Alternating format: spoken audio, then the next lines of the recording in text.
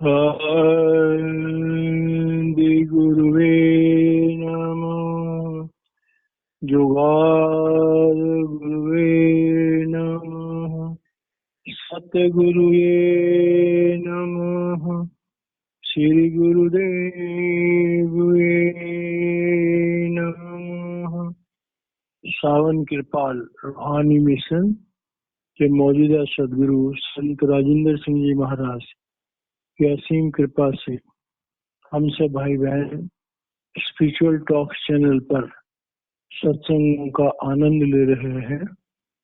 ये स्वामी सिद्धदयाल सिंह जी महाराज जी की पवित्र रचना सार वचन के शब्दों के आधार पर सत्संग किए जा रहे हैं। आज हम एक शब्द लेते हैं, तो वह है वचन 15वां और शब्द 5वां। इसे हम पहले इसका उच्चारण करेंगे, फिर इसका जो भावार्थ है उसे समझने का प्रयास करेंगे।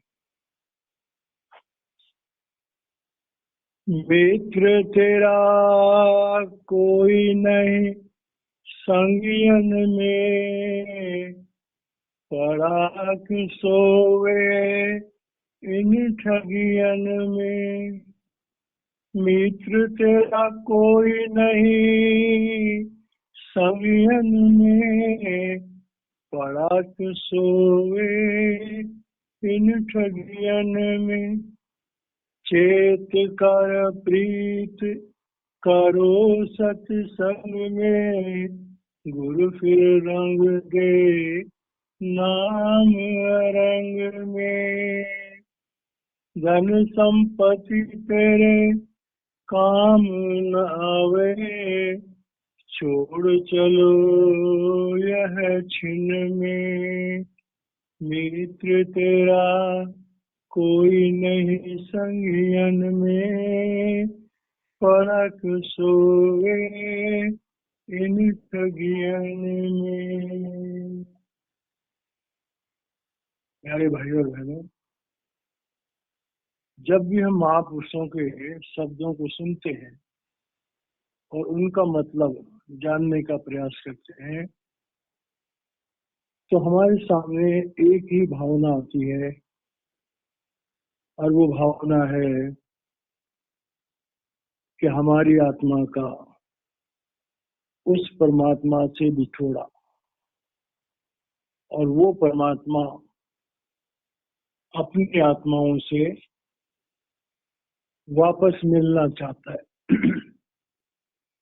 वापस धूमधाम बुलाना चाहता है। परम संत कृपाल सिंह जी महाराज जब सत्संग किया करते थे तो अक्सर कहा करते थे कि वो परमात्मा अपने ही प्यार के जाल में फंस गया।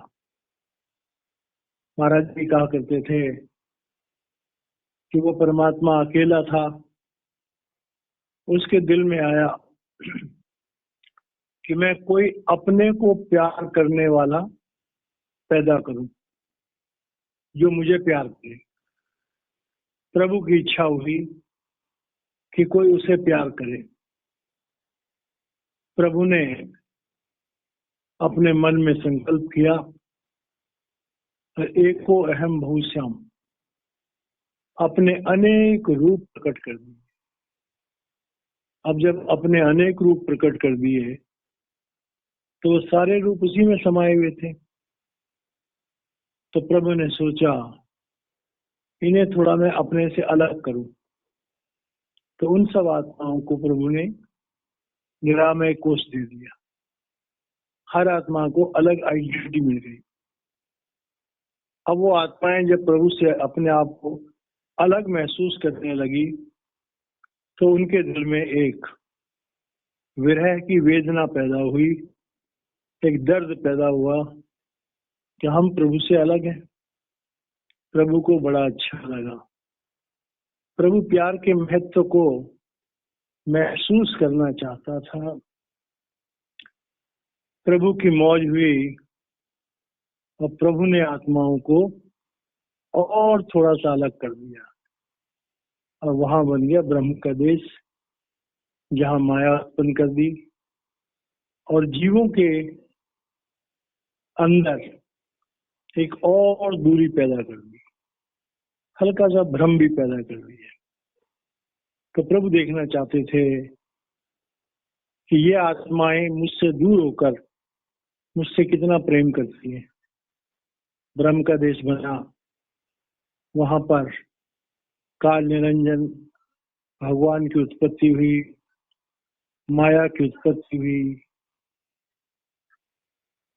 और गुणों की उत्पत्ति हुई और जीवात्मा, उस आत्मा का नाम जीव पड़ गया। अब जीव जब पड़ा तो वहां प्रभु का प्रेम 50% रह गया, चेतनता, और 50% होगी माया। इस पर भी जब प्रभु को लगा कि और खेल खेलना चाहिए, तो प्रभु ने काल को आज्ञा दे दी कि तुम माया बढ़ा सकते हो। तो अंड का देश बना, जहाँ माया 75% हो गई, 25% चेतनता थी। अब जैसे होता है कि काल को जब सत्ता मिली तो उसे इस पे सब्र नहीं हुआ, उसने सोचा ऐसा देश बनाओ जहाँ मेरा ही राज चलता हो। तो फिर प्रभु की आज्ञा से ही उसने पिंड का देश बनाया, और जहाँ पर 99% माया है और 1% हमारी जो आत्मा की चेतन सत्ता है, वही सच है, वही प्रभु की सत्ता है। अब इस देश को बनाने के बाद जब आत्मा यहाँ आई, तो जैसे महापुरुषों के सत्संग में आता है कि कुछ आत्माएं जो सतोगुणी थी, उन्होंने मना कर दिया। तो प्रभु ने कहा कि तुम जाओ, दुनिया में जाओ, देखो काल ने क्या बनाया। फिर आत्माओं ने कहा कि हम तो वहां गुम हो जाएंगी, आपको भूल जाएंगी। तो प्रभु ने कहा कि नहीं, तुम वहां जाओ, मैं तुम्हें वहां लेने के लिए आऊंगा और मैं सत्संग करूंगा। मेरे उच्चारण से तुम्हारे दिलों में मेरे प्रति प्रेम पैदा होगा, तुम मेरी बात को सुनोगे, समझोगे और मुझसे जुड़ोगे। तो आज की डेट में जो सत्संग होते हैं समर्थ महापुरुषों के, उन सत्संगों से जो आत्माएं जुड़ती हैं, ये समझ लो कि वो आत्माएं हैं जिन्हें प्रभु ने जबरदस्ती दुनिया में भेजा था, और अब प्रभु उनको लेने के लिए आ गया है। नहीं तो सत्संगों के वचनों को हर इंसान प्रेम से न सुनता है, न पढ़ता है, न बोलता है। तो यहाँ पर उस भेद का जिक्र कर रहे हैं कि परमात्मा जब पृथ्वी पर अपने जीवों को वापस सचखंड ले जाने के लिए आता है, तो वो क्या करता है? सत्संग करता है। और सत्संग में क्या समझाता है? तो सत्संग में जो समझाता है वही बात यहाँ पर स्वामी जी महाराज हमको अपने इस वचन के, इस शब्द के माध्यम से हम जीवों को समझा रहे हैं कि मित्र की तरह कोई नहीं, संयम में पड़ा क्यों सोवे इन ठगियन में। अब देखिए, जो आम इंसान है उसका क्या हाल है। हम लोग अपने जीवन में, अपने बाल बच्चों में, अपने पति पत्नी में, भाई बिरादर में, अपने धन मान में, अपने कामों में, अपने व्यापार में, अपने जीवन में इतनी बुरी तरह खो जाते हैं कि हमें आत्म तत्व को जानने की बात, बड़े कम भाई बहन होते हैं कि जिनको उस तरफ उनका ध्यान जाता है, और अगर जाता भी है थोड़ा बहुत, तो वो हमारा अपरा विद्या के जो साधन होते हैं, पूजा पाठ हो गए, व्रत नेम हो गए, और जो भी हमारे परंपरागत जो काम होते हैं, यात्राएं, तीर्थ यात्राएं हो गई, दान पुण्य हो गया, हवन हो गया, कोई भंडारा हो गया, इन्हीं में हम लोग उलझ के रह जाते हैं और सारी जिंदगी भर इस संसार को ही अपना समझते रहते हैं। अभी संसार का हाल क्या है? तो मेरे गुरुदेव जो है वो एक दृष्टांत सुनाया करते थे कि जैसे भी हम सफर करने जाते हैं, माना हम रेलगाड़ी में सफर करने गए, तो हमारी टिकट बुक हो गई। अब हम गए तो हमारा किसी डब्बे में किसी सीट नंबर पर हमारा बुकिंग हो गया।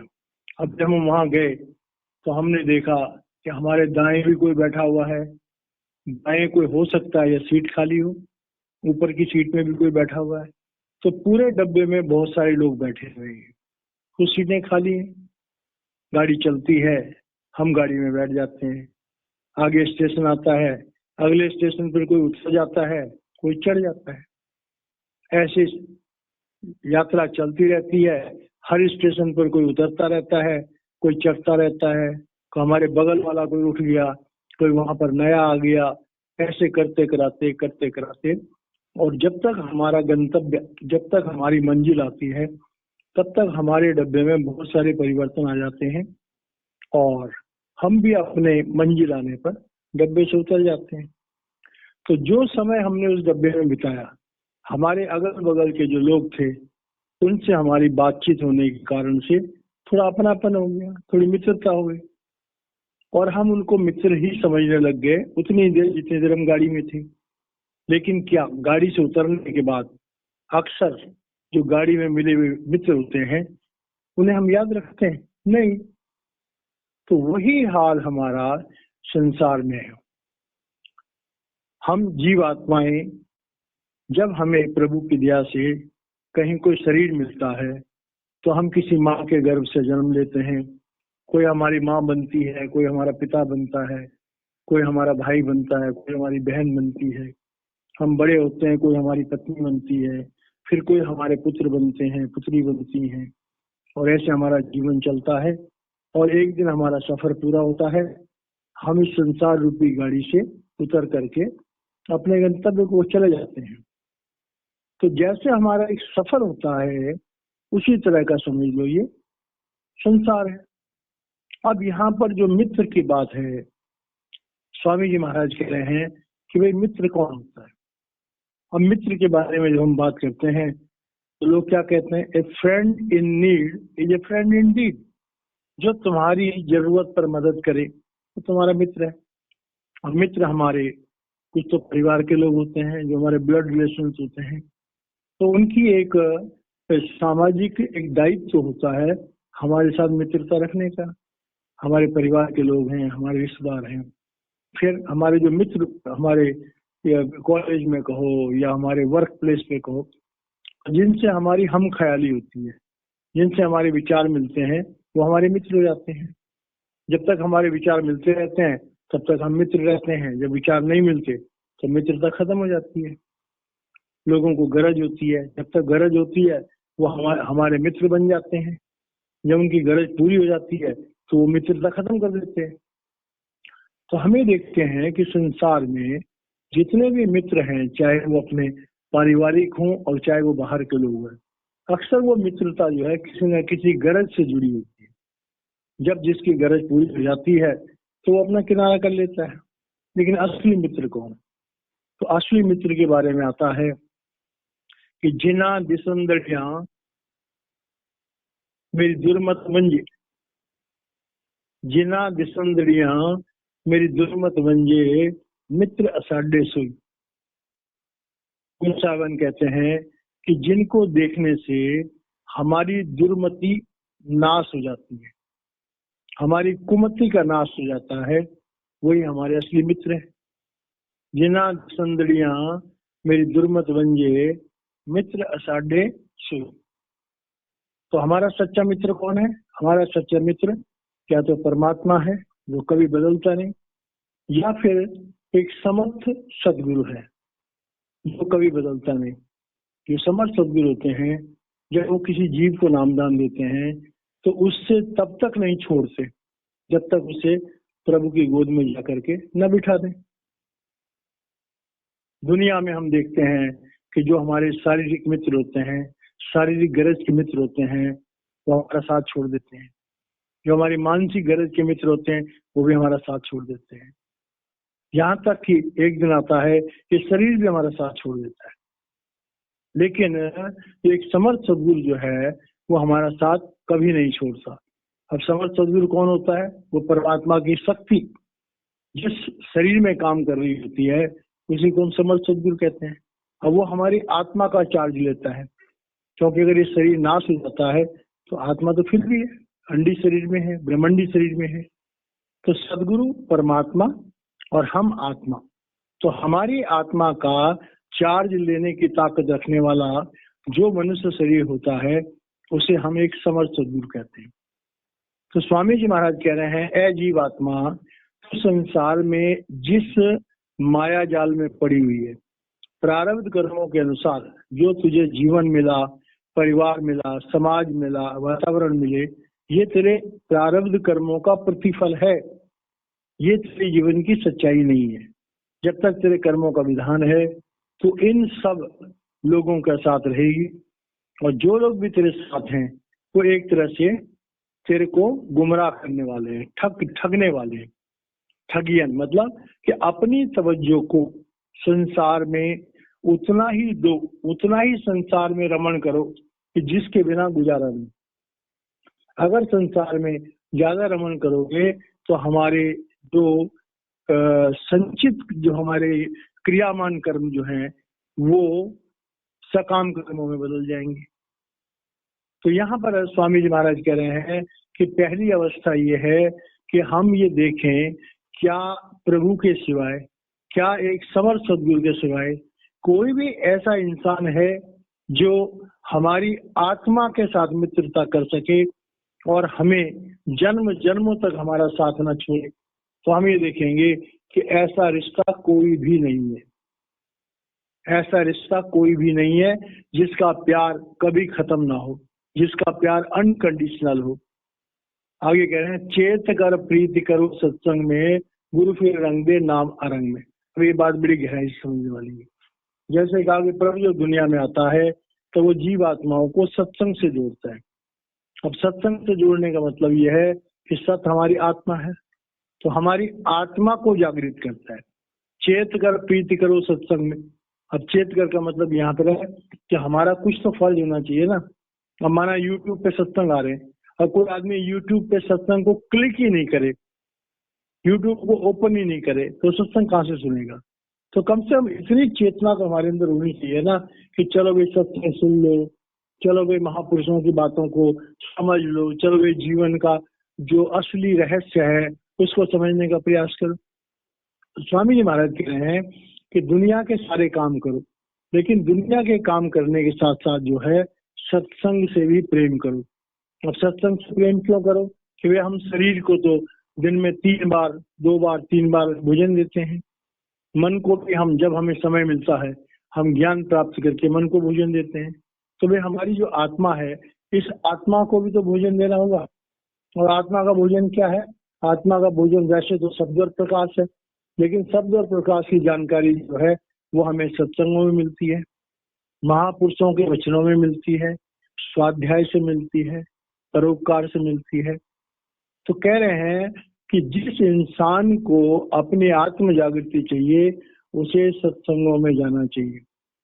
और सत्संग को क्या होते हैं कि सत्संग उथे जानिए जिथे एक को नाम कहो।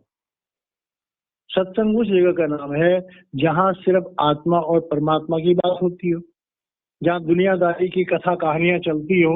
वो एक अच्छी चर्चा हो सकती है लेकिन वो सत्संग नहीं हो सकता। सत्संग है अपने आत्म तत्व को जानने के लिए उचित वातावरण जहां पर होता है उसे हम सत्संग कहते हैं। और सत्संग में जाकर क्या होता है? गुरु के रंग दे नाम रंग में। अब देखिए हमारी आत्मा जो है वो मन के साथ फंसी हुई है और मन पर जन्म जन्मों की मैल चढ़ी हुई है।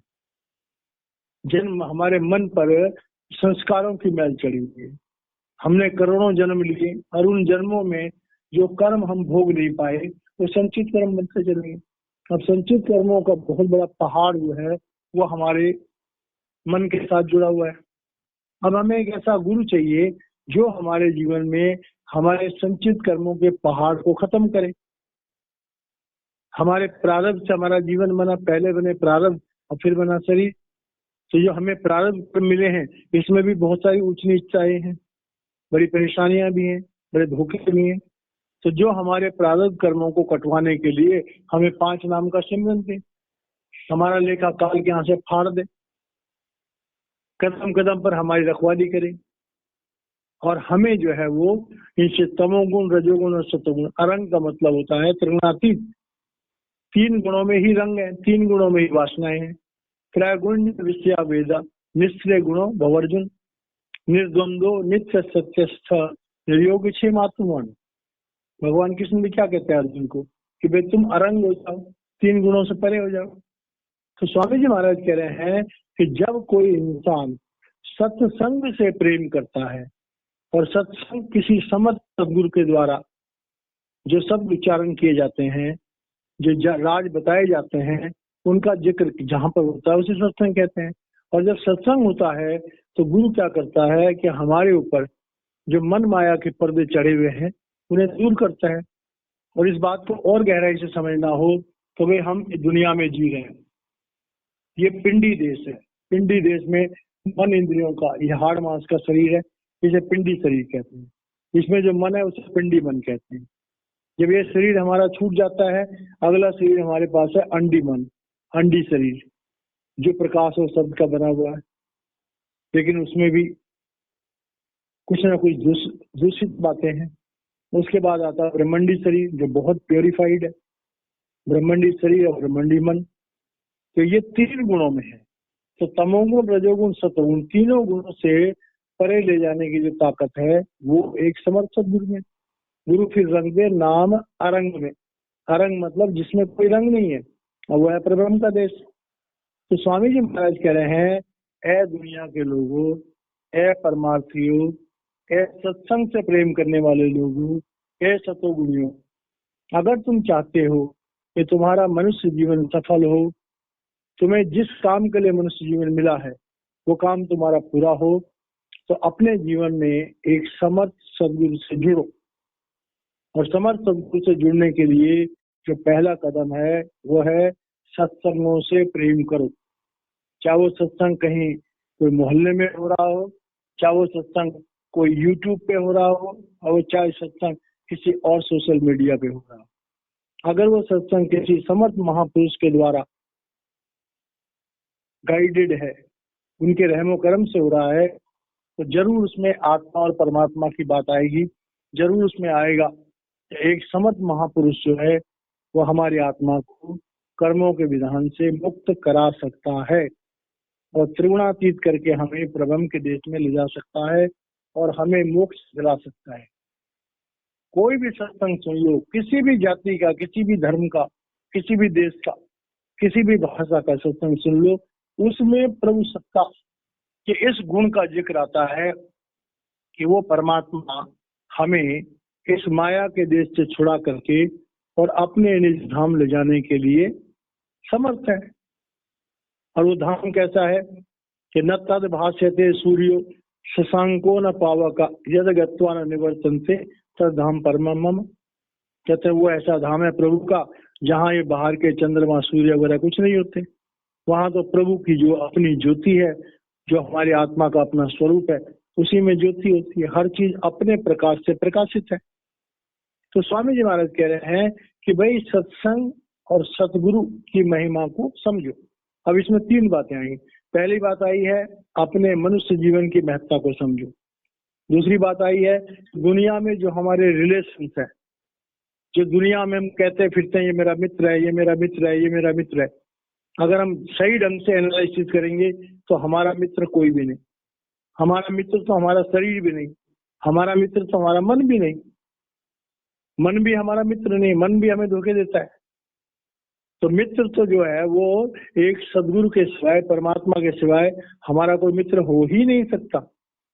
क्योंकि जितने भी दुनिया के लोग हैं वो तो खुद जो फंसे पड़े हैं, वो तो खुद की मन की मार से मरे पड़े हैं। वो मित्रता क्या करेंगे? तो मित्रता तो वो करेगा ना कि जिसकी आत्मा प्रबल होगी, जो स्वयं अपने आप को पहचानता होगा, वही मित्रता करेगा। और मित्रता कौन सा है? अनकंडीशनल लव, आत्मिक प्रेम। तो महापुरुष जब है वो आत्मिक प्रेम करते हैं, वो शारीरिक और मानसिक प्रेम नहीं करते। तो यहाँ पर स्वामी जी महाराज कह रहे हैं कि ऐ जीवात्माओं, अगर तुम काल के प्रपंच से बचना चाहते हो, अगर तुम माया के प्रभाव से बचना चाहते हो, अगर तुम स्वर्ग और नरक के प्रभाव से बचना चाहते हो, अगर तुम जिंदगी और मौत से बचना चाहते हो, अगर तुम हमेशा हमेशा की जिंदगी चाहते हो, तो इन 3-4 चीजों का ध्यान करो। पहला है मनुष्य जीवन के महत्व को समझो। दूसरा, दुनिया के रिश्तों के जो इसका जो गरज का सौदा है इसको समझो, चेतन रहो। उसके बाद सदगुरु के महत्व को समझो, सत्संग के महत्व को समझो और सदगुरु की शिक्षाओं को समझो, क्योंकि सदगुरु की शिक्षाओं से ही हम माया जाल से मुक्त हो सकते हैं। अब रही बात दुनिया की, तो धन संपत्ति तेरे काम ना आवे, छोड़ चलो या छिन में। अब ये बात देखिए, बड़ी गहराई से समझना है। हम लोग देखो, पैसा कमाना बुरी बात नहीं, धन एकत्रित करना कोई बुरी बात नहीं, दुनिया में साधन पैदा करना कोई बुरी बात नहीं, लेकिन बुरी बात क्या है, जब दुनिया में होल्ड हो जाती है। एक इंसान होता है, उसके पास मकान नहीं होता, वो किराए के मकान में रहता है।